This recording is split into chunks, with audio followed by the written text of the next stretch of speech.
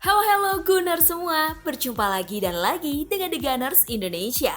Kali ini kami sudah menyiapkan berita terupdate seputar Arsenal FC untuk kalian semua. Selamat menyaksikan!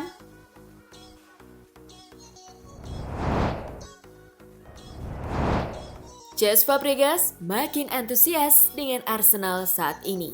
Arsenal sejauh ini menunjukkan hasil positif di semua laga pramusim mereka. Beberapa pemain baru yang datang juga sudah mulai nyetel dengan gaya bermain Arsenal. Mantan pemain Arsenal, Cesc Fabregas, memuji kinerja The Gunners di bursa transfer musim panas ini. Dirinya menilai bahwa skuad Mikel Arteta saat ini sudah semakin matang. Saya kira Mikel bekerja dengan baik. Kerja Edu juga luar biasa. Ketika kita bicara soal orang-orang sepak bola, Edu adalah orangnya, ujar Fabregas kepada Sky Sports News. Tapi saya kira Arsenal sekarang matang, para pemain muda tidak begitu muda lagi. Saya melihat fase yang berbeda. Perekrutan mereka juga bagus. Mereka memperkuat tim di area tertentu yang kurang, dan saya sangat menantikan musim yang akan datang karena ini seru, kata Cesc Fabregas.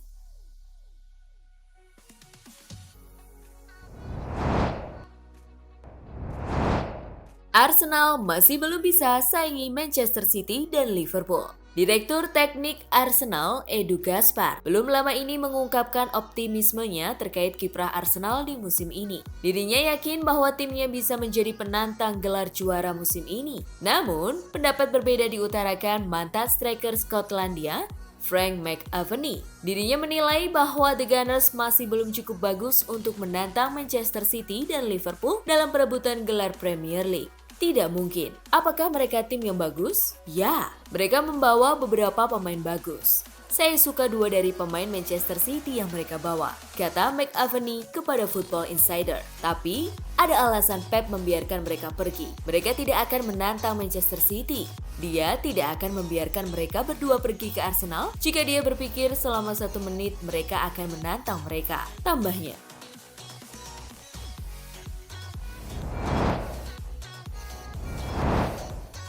Gabriel Jesus di mata Emil Smith-Rowe. Gabriel Jesus berhasil mencetak 7 gol dan 1 assist dari 5 laga pramusim Arsenal.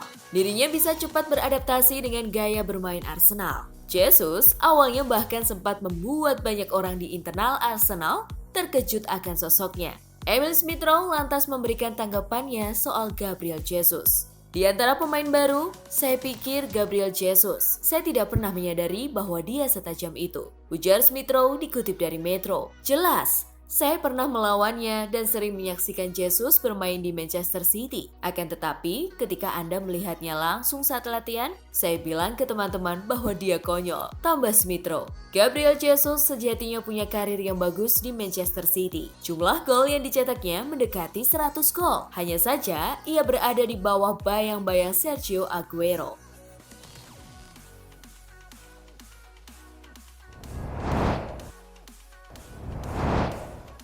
Resmi, Aaron Ramsdale gunakan nomor punggung 1. Bernd Leno yang tak lagi mendapat tempat di tim utama Arsenal, kini resmi bergabung ke Fulham dengan biaya 8 juta pound sterling. Fulham memberikan kontrak dengan durasi 3 tahun yang membuat Leno akan bertahan hingga 2025. Kini, Arsenal mengkonfirmasi bahwa nomor punggung 1 sepeninggal Bernd Leno telah diberikan pada penjaga gawang muda asal Inggris, Aaron Ramsdale, yang sebelumnya menggunakan nomor punggung 32, resmi menggunakan nomor punggung 1. Ramsdale jelas akan menjadi penjaga gawang utama pilihan Mikel Arteta. Sementara itu, untuk penjaga gawang kedua telah dipercayakan pada Matt Turner yang direkrut dari klub MLS New England Revolution.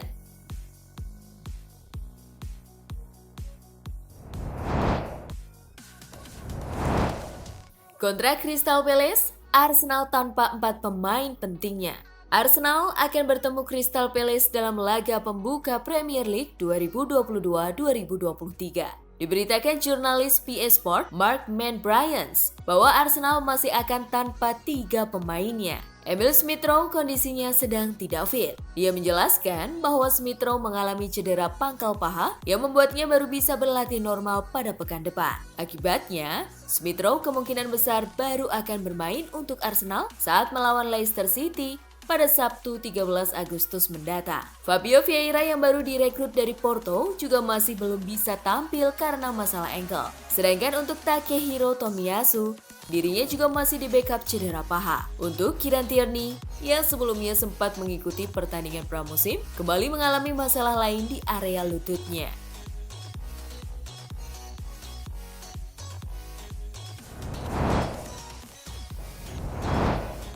Arsenal pinjamkan Charlie Patino ke klub Championship Blackpool. Fabrizio Romano melaporkan bahwa Arsenal telah menyelesaikan kesepakatan dengan Blackpool untuk transfer peminjaman Charlie Patino. Pemain muda menjanjikan Arsenal itu akan menghabiskan satu musim masa pinjamannya hingga akhir 2023. Patino juga akan menyelesaikan tes medis dan segera bergabung ke skuad Blackpool. Arsenal berharap dengan masa pinjaman kali ini, Charlie Patino bisa mendapat menit bermain lebih agar dirinya bisa terus berkembang. Di usia yang masih menginjak 18 tahun, Arsenal menilai bahwa langkah ini adalah pilihan yang tepat. Patino sebelumnya menandatangani kontrak profesional dengan tim utama Arsenal pada tahun 2020 lalu.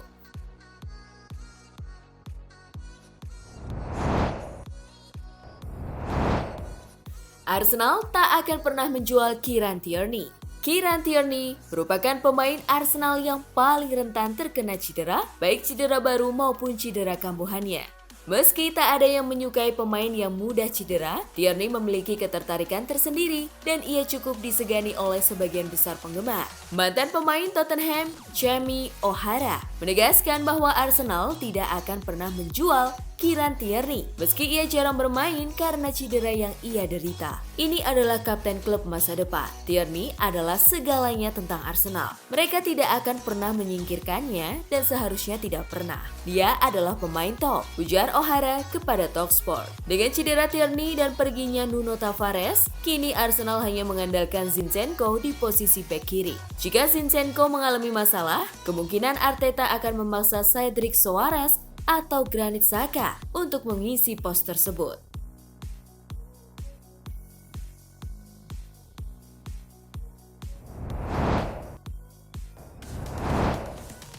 Nah, itulah tadi kumpulan berita menarik dan terupdate seputar Arsenal FC. Simak terus ya berita terupdate lainnya dari The Gunners Indonesia.